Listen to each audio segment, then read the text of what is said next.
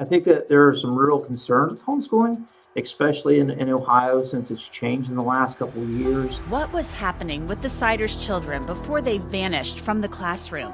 We're going back 1 year before the children stopped going to school, because what we found may explain how they fell through the cracks. I'm Anjanette Levy, and this is Crime Fix.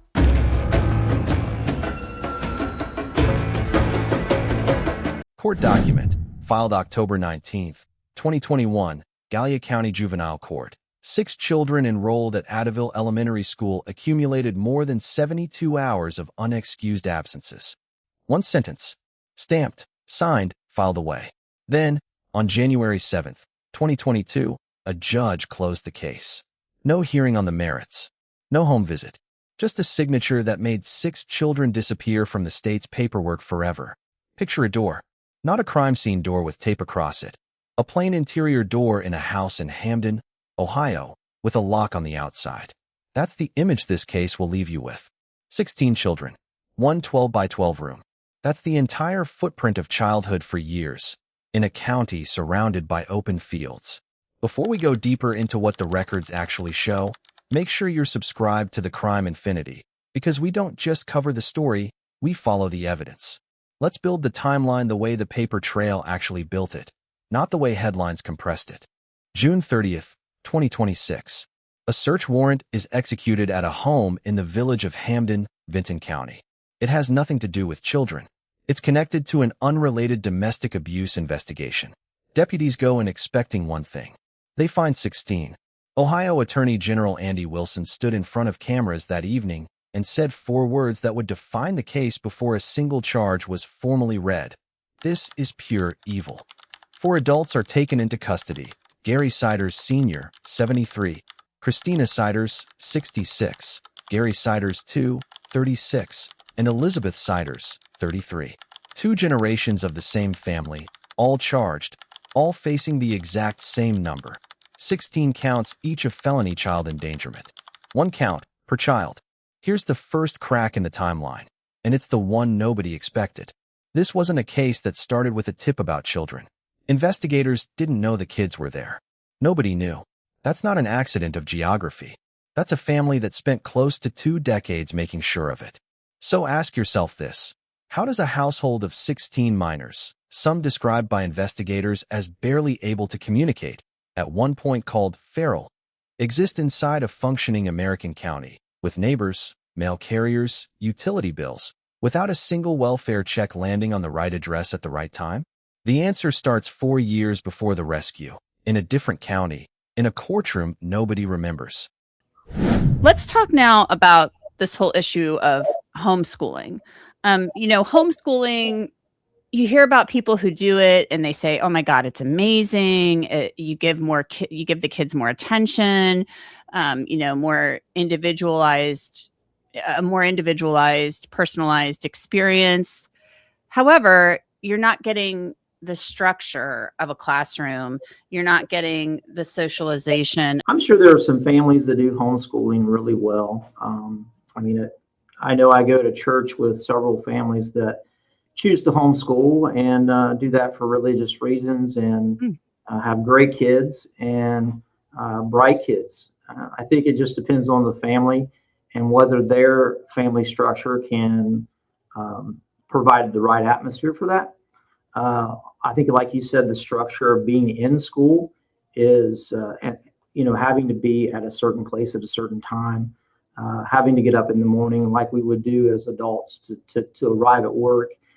That's always beneficial. So it's the structure, I think, of being in person that is beneficial. And then I would say, generally speaking, there are many people who struggle with providing the instruction for homeschooling. And I think that we see that whenever we have kids that maybe have been homeschooled for a while and then come back to school, because when we do standardized testing, many times they're well below grade level. And so I think the consistency of the instruction of being in person is beneficial. The structure of being in person is beneficial. And then that checks and balances too, I think, of just being cared for and having basic healthcare needs or, meals being met. When you come to school, you're going to be provided with lunch. And we have, caring adults here that are going to be watching out and trying to support you as a whole child, whether it be medical needs or what have you. So I think that there are some real concerns with homeschooling, especially in Ohio, since it's changed in the last couple of years, that now, parents do not have to give you a curriculum that they're following, and there's no assessments that have to be completed. So it's for those people who don't do it well, sometimes they may not even know they're not doing it well because they're not giving assessments that would measure the growth of a child.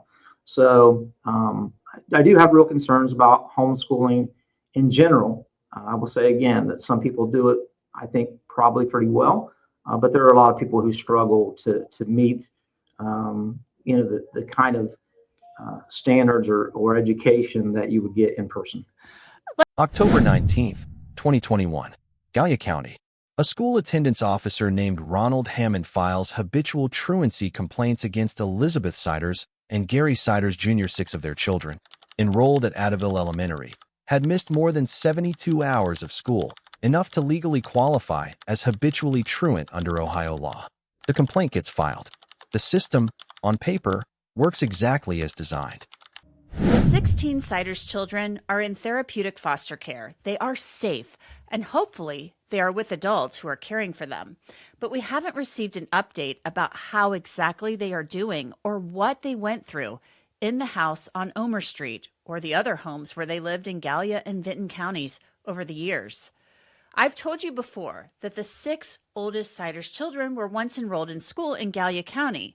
We verified that because long before Gary and Elizabeth Siders were charged with child endangering, the Gallia County School District filed truancy complaints against Gary Siders Jr. and Elizabeth in October 2021, stating that their 6 oldest children had not been to school at all that school year. The school district considered them habitually truant, and the children were in danger of being labeled unruly children, meaning they were disobedient or didn't show up for school. At that time, the 6 oldest children were enrolled at Adaville Elementary School, but they didn't attend one day of school. Not one. But a year earlier, the children were enrolled in online school. At that time, the oldest Siders child was 12, the second oldest was 11, the third was 9, the fourth was 8, the 5th was 7, and the 6th child was 6. For that 2020-2021 school year, the 6 Siders children were enrolled in Gallia County's online school. Yes, you heard me right. They were enrolled in online school. I've confirmed the children were enrolled in the district's Southern Ohio Digital Academy. Whether the children were actually taking part in classes online, taking tests, and getting grades, we don't know. You might be asking yourself, now who exactly enrolled the kids in online school? Any guesses? Well, if you guessed Elizabeth Siders, you are right. Of course, Elizabeth enrolled the children in school. Moms typically take care of all of that stuff. Trust me, I am one. Elizabeth enrolled the children in online school on August 26, 2020. So it would appear that Elizabeth, the mother of the children, wanted her children to receive an education. But we don't know how active the children were in online school. The district isn't releasing that information, but in 2020, the world was locked down. A lot of districts were simply using online school. Enrollment in the online school in Gallia County went up. Now, during the last school year, Superintendent Philip Kuhn says 284 of the district's 2,100 students were actually homeschooled. That's different from online schooling. A red flag goes up, and then it goes down. Records obtained by investigators show the Gallia County Sheriff's Office made exactly one documented attempt to serve those truancy papers. 1. Not a pattern of visits. Not a string of missed contacts logged over months. 1 attempt, and then silence. Less than 3 months after the complaint was filed, on January 7, 2022, a Gallia County juvenile court judge terminated the case entirely. This is the moral center of the entire story. So let's say it plainly, because we're going to come back to it. The system saw them and looked away. The system saw them and looked away. Write that down, because by the end of this video, you'll understand exactly how many times that sentence applies. Here's what makes the truancy filing so devastating in hindsight. It only accounts for 6 of the 16 children eventually found in that Hamden home.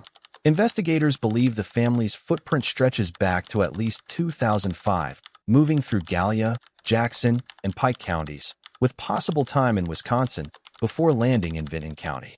You have a digital academy there in Gallia County, but the kids are online doing school. Do you have concerns about that? How do you feel about online schooling, despite the fact that you guys offer it? I think in today's world, it's a good option to have, especially I think given the ease of just going to homeschooling per se. So families can decide, just to go to homeschooling and have no connection to a school district. And I think that for some of those families that are considering that, the online schooling might be at least some way that we can kind of bridge that gap and stay connected with families. Online schooling, I think all educators would say, is not the best way to educate kids. We want, our teachers do the best they can with that format. However, being in person with an educator throughout the day, we would always think that that's the best way to receive instruction. Philip, what are the requirements for online school? I mean, you just log on? Do you chat with a teacher on there? I mean, what happens? Our online school has 30 hours of required instruction. So we do have an online platform with the various subjects that students will work through modules, and it's more for our middle school and high school students. And so they log on during the week and work through those modules. And we do have teachers available for Google Meets to talk and discuss the instruction. And then certainly if a student has an IEP and we need to meet those needs for an IEP, there are already meetings set up so that they can meet with the teacher and talk through, the interventions that are necessary to help that child to get on grade level. So it's very similar to a regular, the requirements are similar to a regular school day. However, I would always say that, being in person in a classroom is always the best way to learn. That way you're getting that, feedback in real time. Many people that are online don't take the time to, or don't take the opportunity to ask questions. And so when you're in a classroom, you're learning to work in teams, work in groups, and certainly you're getting more feedback from our instructors. So I would always say that, being in the classroom and in our buildings is the best way to receive instruction. I would say that also that, we learned a lot through COVID. Online learning is not the best platform. However, some families, it's a good option because it's better to have that online option than to not come at all. And we see with homeschooling that at any point they can decide just to go ahead and go to homeschooling. And we'd rather have them at least to be online with us so we have some sort of connection with them and way to monitor their progress. Our online students also take assessments, state assessments, and they have to come into the building to take those state assessments. So we do get to see them face to face in those situations. It's just another way that we can, be in touch with families, be in touch with students, and, be able to monitor them just a little. Is that similar to a child in your district attending actual school? Officials say the family largely avoided establishing medical and other government records during that entire span. Read that sentence again. That's not a family falling through the cracks.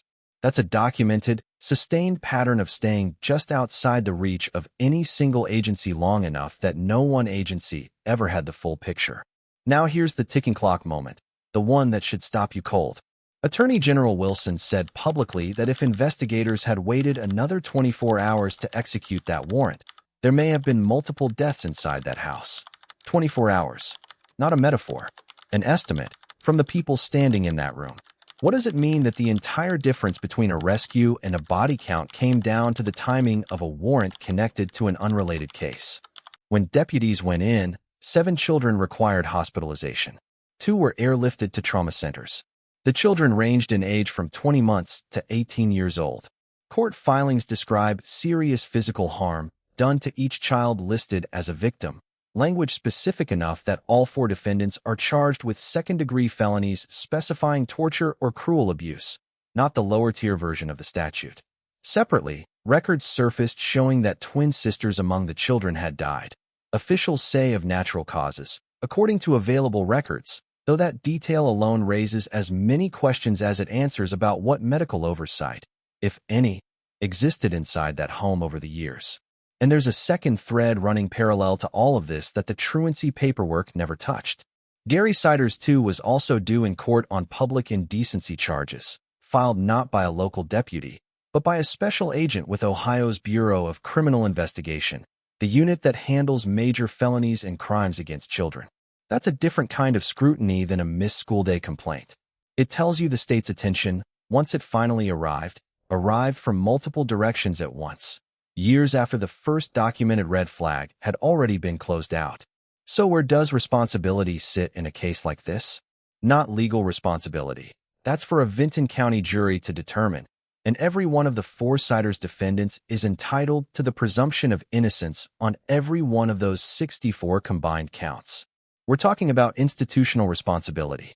A school district that filed the paperwork correctly, then apparently stopped at one attempt to serve it. Now, I know that you really can't talk about the Siders case. However, I'm going to just touch on something that is a concern related to that. And that is the concern that teachers and school superintendents, such as yourself, school staff, are mandatory reporters when it comes to potential abuse and neglect.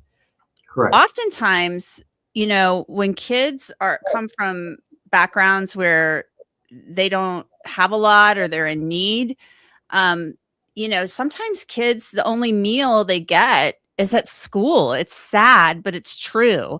And I know, like, at my son's school around the holidays, they talk about, the kids that need it. They send home like meal packs and stuff like that. So the kids still have food. And oftentimes these schools, teachers, school staff are the first ones to spot signs of neglect and abuse. So with regard to homeschooling, talk to me about the concern with that.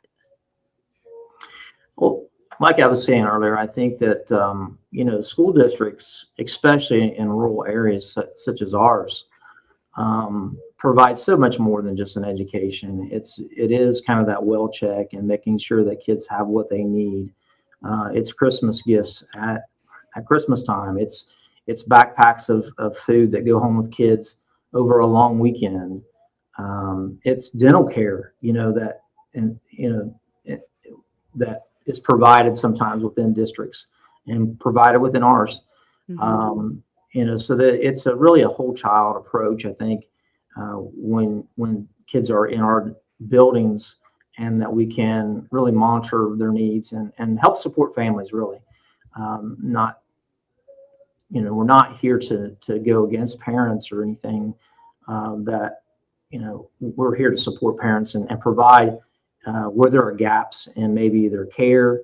And that, I guess that would be another thing too, is just we have after school programs that we have within our buildings that help families, those working families, to have someone at home, to watch over their children when they're at work. So a lot of things I think that public education provide, that's really necessary to raising a child. It's that whole, it takes a village to raise a child. We're part of that. A juvenile court that closed the file 3 months later without the kind of long-term monitoring that habitual truancy is supposed to trigger.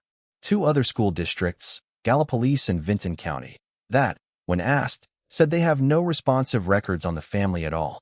Ohio's own homeschool notification law, the one that lets a parent exit the system with a single form and no follow-up assessment, sitting quietly in the background the entire time, functioning exactly as written. The system saw them and looked away. That's twice now. And here's the third time it matters most. It's not just what happened in Gallia County in 2021. It's every year between 2005 and 2026 when this family crossed county lines and government lines, and no database, no caseworker, no single point of contact ever connected the dots across jurisdictions. The system saw them and looked away, not once, but as a matter of structural design. That village. We talked earlier in the show about the number of students in your district who are homeschooled. It's like 280 something out of 2,100. 284. We finished last year with 284 students being homeschooled out of approximately a little over 2,100 students. So we're somewhere between 12 to 13% of our students, potential students that are being homeschooled at this time, which is a larger percentage, I think, than many other districts. But we've definitely seen that number, that percentage really climb over the years. I've researched it back over the last 15 or so years, and that number, has drastically increased. I think the first year that I looked at it, we were about 34 students being homeschooled. And then I think that number really took off during COVID when that was, happening regularly. And so, again, I think the change in legislation really accelerated that, because now there's really no accountability. And so if another piece of this, I think, is chronic absenteeism. So we're responsible for reporting when students aren't, attending. And so when there's pressure to attend and there's potential, a legal situation, then parents can just choose to go ahead and homeschool.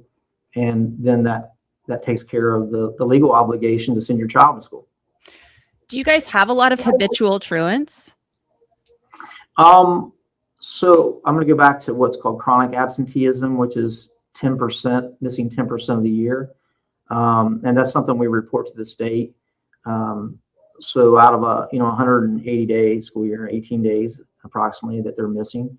And we had 22% of our students that were chronically absent this past year. I think that's actually a little below the state average, if I recall correctly. 22% is actually down for us. The year before, we had 26% of our kids that were chronically absent, met that definition. And so it's a real concern in Ohio, to get that number down. I think that, when you're missing that large of a percentage, you're going to struggle to keep up in school. And so, again, the ability to homeschool easily, I think, is something that people do whenever, sometimes they do that because they don't want to face the requirement of coming to school. The 16 children are now in state care. The 4 adults remain in custody, held on bonds set at $300,000 each, awaiting grand jury action in Vinton County. They have not been convicted of anything. What has been documented in a dismissed 2021 juvenile filing, in a single sheriff's office service attempt, in a warrant meant for someone else entirely, is a paper trail showing exactly how long a family can stay invisible to a system built to catch them. Records show that Elizabeth Siders attended Gallia County local schools when she was younger, but she withdrew in 2008 when she was 15 to take part in homeschooling. That was the same year she was married and gave birth to her first child. There's no record of Gary Siders Jr. attending the schools. Gary Jr., Elizabeth, and Christina Siders remain in the Southeast Ohio Regional Jail, charged with child endangering. They've all pleaded not guilty. Gary Sr. is in an undisclosed location, free on bond. Attorneys for all 4 Siders family members have raised issues about their competency. Remember, you can read the entire case file about the Siders case on our app, Law and Crime Plus. Download it and check it out. And that's it for this episode of Crime Fix. If you want to look at this yourself, the Gallia County Juvenile Court truancy complaint from October 19, 2021, and its termination order from January 7, 2022, are both public filings you can request directly from that court. Read them. Then ask yourself the question this case keeps circling back to. At what point does a single missed follow-up stop being an oversight and start being the reason a child stays hidden for years? Leave your answer in the comments. If this investigation showed you something you didn't expect, Hit like, share it with someone who needs to see how the system actually works, subscribe to the Crime Infinity, and turn on notifications, because this case isn't finished, and neither are we.